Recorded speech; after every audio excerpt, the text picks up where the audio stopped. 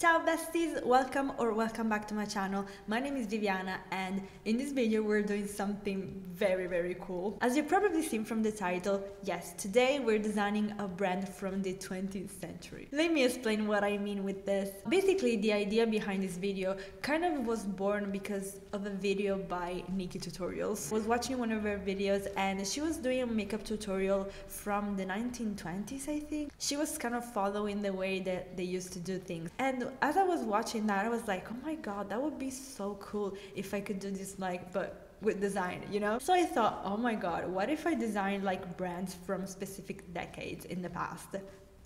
I don't know, it's such a cool idea in my opinion. I have no idea how this video is gonna go, but I am very excited. So yeah, this is basically what we're gonna do today. And I have to say that I chose this specific decade, like the start of the 20th century, for a reason. It's the decade that kind of marks the birth of branding. My graphic design degree is coming back to me, all the knowledge that I have in my brain is coming back to me. Yeah, I kind of said this in my intro video. Every now and then I would just, you know, ambush you with a history lesson of graphic design.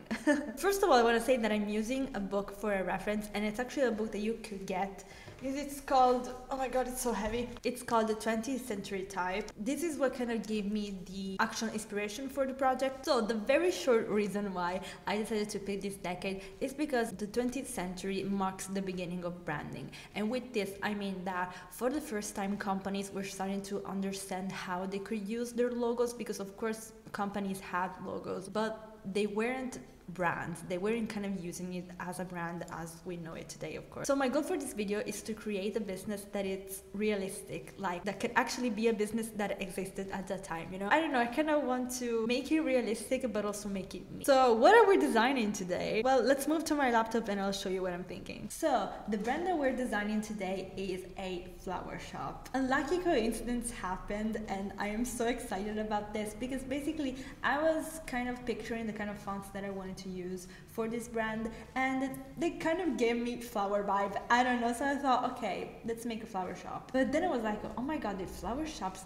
even exist at the time? So I looked it up and I kid you not, the first ever flower shop opened at the beginning of the 20th century. I swear to god, I did not do this on purpose, but this is perfect. We're doing a flower shop called Spring. Now, no, I did not name this because it's a flower shop. And this is the thing that I do very often, and I'm kind of revealing my secret here. Most of the names that I choose for my creative projects aren't like random names. And it's a kind of a little inside joke with myself. So I was kind of thinking about stuff that I'm obsessed with at the moment, and I was like, Spring.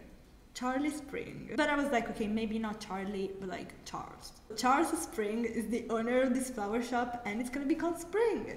And it's so cute. I don't know, I love it. So let's jump to Pinterest and see my inspiration. Okay, so this is kind of the inspo that I've gathered for the project. When it comes to this like period of time, people always go to Art Nouveau. And I get it because it's very cool, but I kind of want to draw just a little inspiration from this, but not entirely. I kind of want to lean more into like this one. Kind of looks like it's a watercolor illustration. This is definitely something that I can work with. I have a couple of pictures of fonts and then I have pictures of actual flower shops. And as for fonts, I have to be honest here. There are a lot of fonts that are typically Art Nouveau. But as I said, I'm not really into that style. I still want to make this brand me. So I'm gonna use inspo from my lovely book here. I'm gonna blow your minds, you guys, because my mind was blown when I discovered this. Are you seeing this? What I was trying to show you was a font named Ekman. Ekman is a very popular font right now. Everybody uses it. I use it all the time. But for some reason in my mind, I did not make the connection that Ekman is Otto Ekman, the type designer. And of course, the version that we use today is a modernized version. I don't know, you guys, I've never attempted anything like this, so this is gonna be a surprise for both you and me. Okay, let's go. Okay, so this is kind of what we're working with right now. I'm not really set on any palette just yet, and for the font, it's kind of obvious that we have to use Ekman. Let's see what we can do with this, because there's some letters that kind of bother me in this font. I'm gonna be honest here, oh my god. Let's focus on this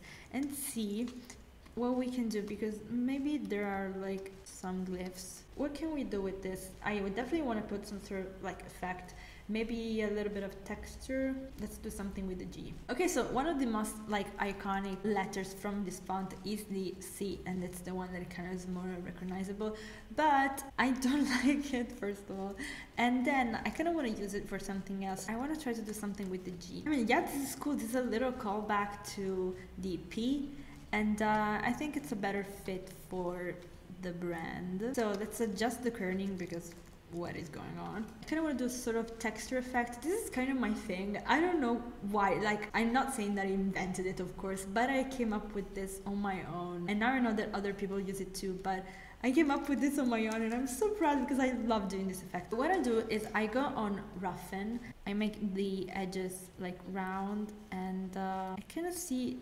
how much I can do to add a slight texture to it. It kind of makes it more true to what we're doing in this case. We're just smoothing the edges a little bit, but not too much because I like this. So this is our logo. Then I'm not done. I wanted to add a little effect like this one. This kind of style was used at the time. Of course, we're not doing Art Nouveau, but it was. I mean, yeah, this is it. Now I'm thinking about like secondary fonts. I kind of checked my book again, and there are two fonts that kind of stood out. The first is called New Gothic, and it's a really like simple sans serif font. And then we have Clearface. Clearface is very pretty, really simple serif font. I think we should go with the serif one. I think we should do like the same thing that we did for the logo. Just add a little bit of texture, not too much, because of course you have to be able to read it. So this is kind of what we're working with. I applied the same exact effect that I applied on the logo to the other parts, so Florist and Since 1902. This is kind of simple, but again, I wasn't really planning on doing anything like major. I think we should try out colors now to kind of settle on the palette. Ooh, it kind of looks cute. I like this. Now let's see what I can do for like a logo mark maybe. Oh, I love it. It kind of looks like a stamp, and it's probably what would have been at the time. Love it. Maybe we can create like a pattern. I don't want to add like an illustration because it would be like too much. 2 seconds later. I think it kind of needs something. Am I gonna have to do a flower? Oh my god. Now you will see how embarrassingly bad I am at illustrations. Okay, so we're back. Now it kind of feels complete. I know that I should have added an illustration from the beginning. I was in denial, you guys.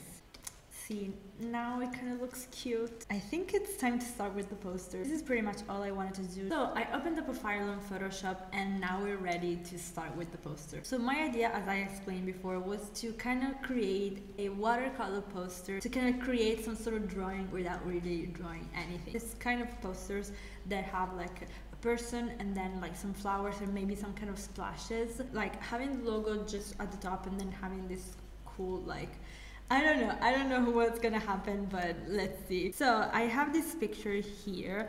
This picture is from Pexels, so I don't know who this nice lady is, but this picture is royalty free, so that's why I'm using it. What I wanted to do was colorize the photo because of course I cannot use it like this. So this is a new trick that I found recently. I'm not like an expert on Photoshop, I wanted to say that. I used to be way better at Photoshop, but you know. So I didn't know that this was a thing. So basically you get your photo and you go on filters and then you click neural filters. So all I have to do is do this and it's colorized. For now we're just gonna work on the composition and then I'm gonna start applying all the effects to make it watercolor. Okay, so this is kind of the placement that we're working with right now. Oh god, I love this.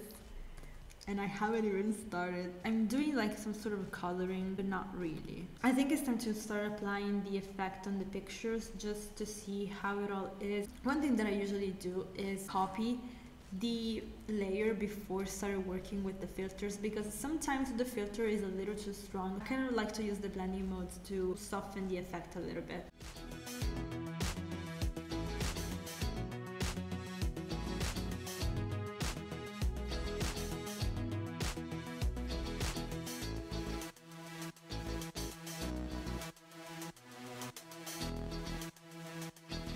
Oh yeah, you guys, we have done this. Oh, this is so cool. I'm gonna do the same thing with the flowers and then I'm gonna start working on the background.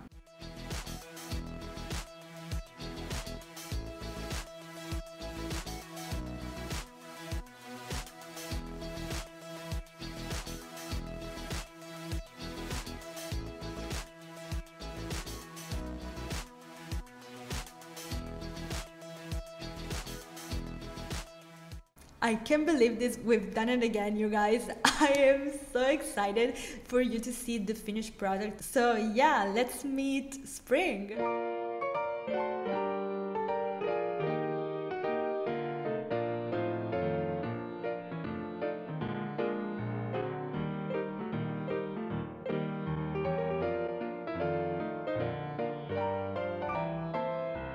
So if you enjoyed this video, leave me a like and tell me what you think about this branding in the comments. Of course, subscribe to the channel if you'd like to see more videos like this. I have a playlist called Design With Me, so if you want to see all my design videos, you can go and check that out. Also, did you know that I have a Patreon? If you want to join my little community there, you can subscribe to my Patreon. All my links are in the description box below if you have any questions. If you've made it to this part of the video, drop a flower emoji in the comments. Yes, this is what we're doing today. Okay, I will see you next week. Ciao!